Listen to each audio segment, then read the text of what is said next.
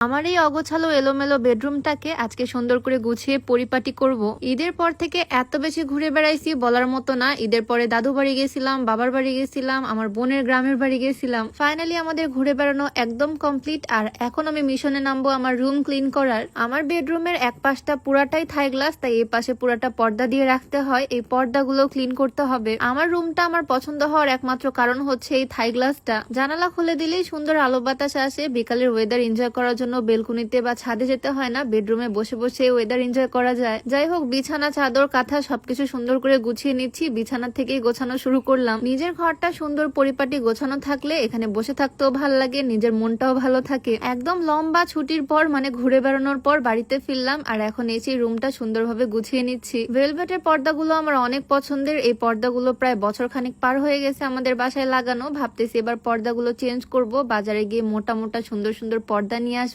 সব তো মোটামুটি ক্লিন করাই যাবে, বাট সবচেয়ে বেশি কষ্ট হবে আমার এই জামা কাপড় গোছাতে। আমার এই বোরকার আলনার উপরে একদম জঙ্গল হয়ে গেছে, সবকিছু এখন নামিয়ে আবার পরিষ্কার করতে হবে। আমার রেগুলার ইউজের বোরকা হিজাব গুলো সব আমি এখানে গুছিয়ে রাখি, তবে এখানকার অবস্থা একদম 12টা বেজে গেছে। আবারও নতুন করে সুন্দর করে গুছাচ্ছি। এটা আসলে বানিয়েছিলাম আমার রেগুলার ইউজ করা বোরকা আর গাউন গুলো রাখার জন্য, তবে এখানকার অবস্থা একদম ওভারলোড হয়ে গেছে জিনিসপত্র রাখতে রাখতে। আর এখন লেগে পড়লাম মেন কাজে, সেটা হচ্ছে আমার ভ্যানিটি গোছাতে। এত জঙ্গল আর এখানে রাখবো না, যেগুলো ইউজ করি না সেগুলো ফেলে দিব। অযথা অপ্রয়োজনীয় জিনিস রেখে এখানে এরকম গাদা গাদা পাল্লা দেওয়ার কোনো দরকার নাই, তাই সবকিছু আলাদাভাবে রাখতেছি। ভ্যানিটি বা ড্রেসিং টেবিল প্রত্যেকটা মেয়েরই খুবই শখের হয়। আমার আব্বু আমাকে এটা গিফট করছিল, আমারও খুবই শখের। কিন্তু এই ড্রেসিং টেবিলটা এলোমেলো থাকলে দেখতে একদমই ভাল লাগে না। আমার এই ভ্যানিটিতে কিন্তু সুন্দর করে আলো জ্বলে। আয়না থেকে শুরু করে সবকিছুই ঝেড়ে মুছে পরিষ্কার করব। আমার অ্যানিভার্সারির মধ্যে আব্বু এই ড্রেসিং টেবিলটা আমাকে গিফট করছিল, তারপর থেকে এটা আমি খুব যত্নে রাখি। তবে এই অপ্রয়োজনীয় জিনিসগুলোর কারণে এটা বারবার অগোছালো এলোমেলো হয়ে যায় আর বারবার আমাকে গুছাতে হয়। ভ্যানিটি গুছাতে গিয়ে মনে পড়লো কিছুদিন আগে আমি একটা পার্সেল অর্ডার করছিলাম, এইটা এখনো খুলে দেখা হয়নি। এই কয়েকদিন তো বাড়িতেই ছিলাম না, এটা আমি ড্রেসিং টেবিলের ড্রয়ারে রেখে দিছিলাম। এটা হচ্ছে একটা সাবান, যেটা আমি আমার ফেসটাকে ক্লিন করার জন্য অর্ডার করছি। প্রচুর প্রচুর রিভিউ দেখে ফাইনালি আমি এটা নিলাম। এটা কিন্তু 8-10টা নর্মাল সাবানের মতো না, এটা কোল্ড প্রসেসে তৈরি করা একটা সোপ। এটা স্কিনটাকে ভিতর থেকে ডিপ ক্লিন করবে, ব্ল্যাক হেডস, হোয়াইট হেডস দূর করবে,